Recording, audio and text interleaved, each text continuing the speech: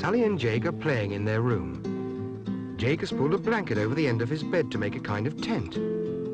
He's pretending to be an Indian chief, so he's stuck a feather in his hair. Now he's looking for cowboys, but there aren't any. Puts his head out and makes a war cry. Sally laughs. "Why don't you be a Red Indian outside?" she says. "It's a lovely day." "Because Indians need tents," says Jake. "And there isn't one out there." "I'm sure we could make one," says Sally. "And it is a lovely day."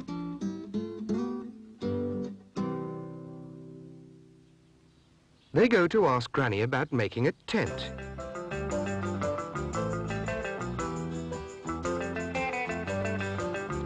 Harry sees Jake's feather.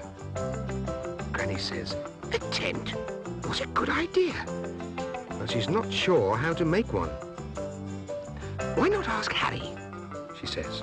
"He's got a lot of ideas. He'll help you." But Harry has to think. "Well, now, you'll need, let me see now. Something to put on the floor. Something for the tent. Poles to hold it up. Ropes and pegs to hold the poles up." The children think it all sounds very complicated. "Where can we get all those things?" says Jake. "And how do we put them together?" Harry says he's very sorry, but he's a bit busy just now. If they'd like to go and see what they can find, he'll help later on.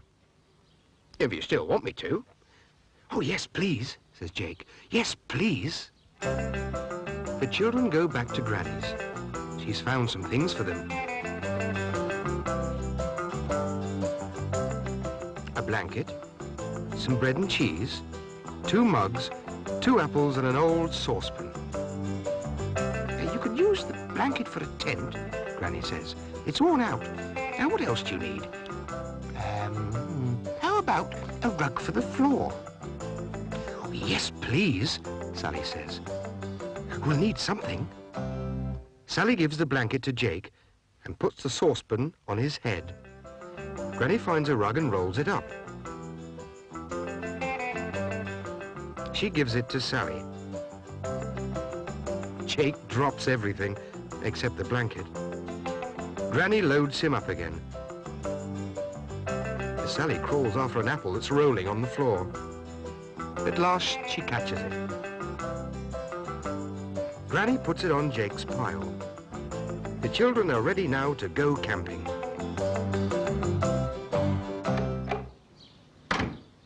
Here they come. Sally nearly falls over and drops her apple.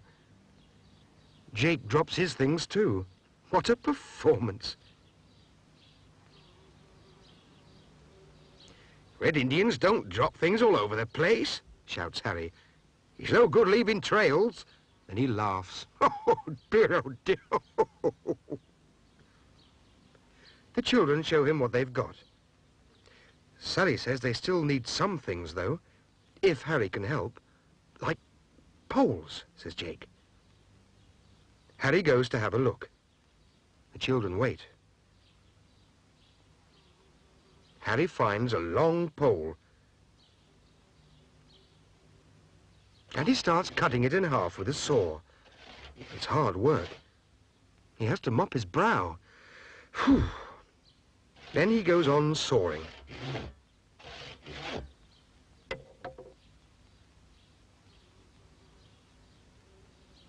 "Here we are," he says. 2 poles," and tucks them under Jake's arm.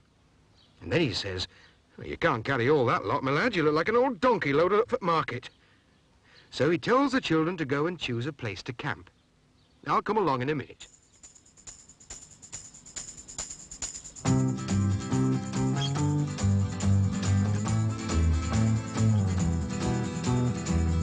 Sally and Jake walk into the field behind the barn.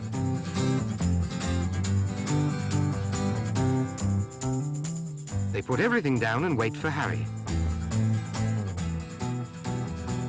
"I'm getting a bit tired. Aren't you?" says Jake, looking at the pile. Harry arrives with the poles. "Where's the campsite then?" he says. "Over there," says Jake. "Over there," says Sally, pointing somewhere else. Oh dear, Harry laughs. That's a good start, he says. That's a good start. He gives the children a pole each and ties some string on.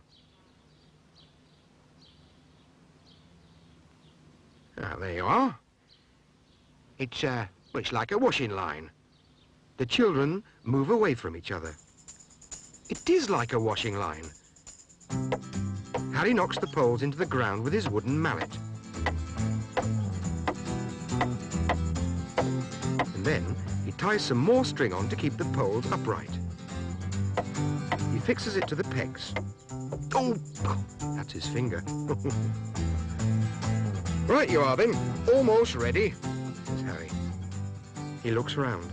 There's not a Red Indian in sight. Where are they? They're not down there. Bless my soul. Beats me. They must have gone off chasing cowboys. I wonder. Sally and Jake are hiding.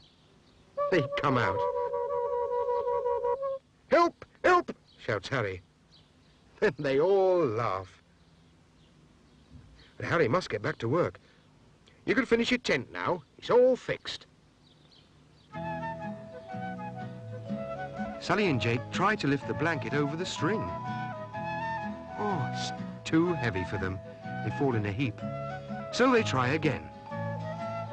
And they fall again. Jake tries a different way, but he still can't do it. Now he really does look like an Indian chief.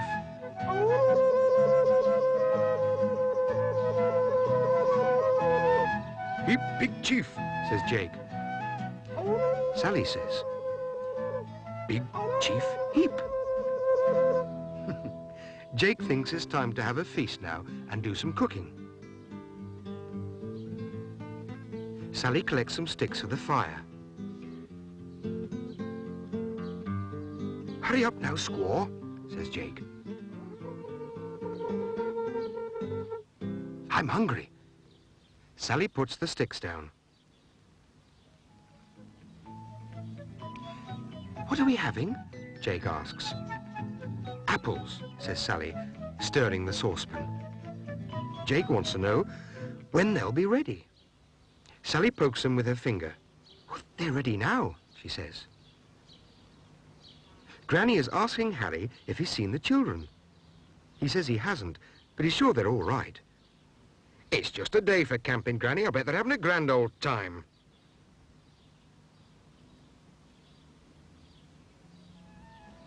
Sally and Jake are trying to lift the blanket again, but they're getting in an awful mess. That's a good idea, says Jake. Let's lie down.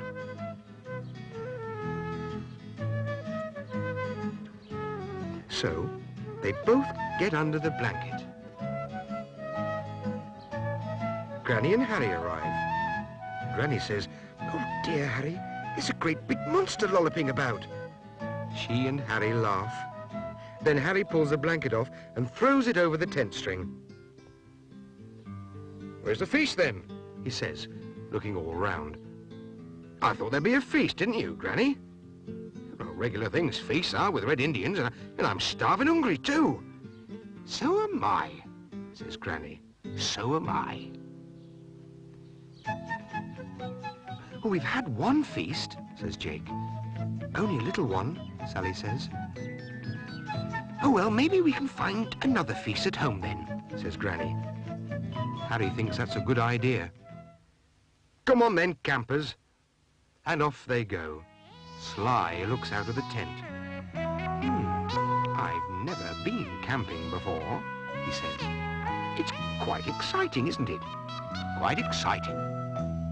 Sally and Jake and their mother and father and Granny and Sly the cat and Harry too. All of them live in a village called Imbledale, where there's always lots of things to do. Sally and Jake enjoy each day. Sly is never far away.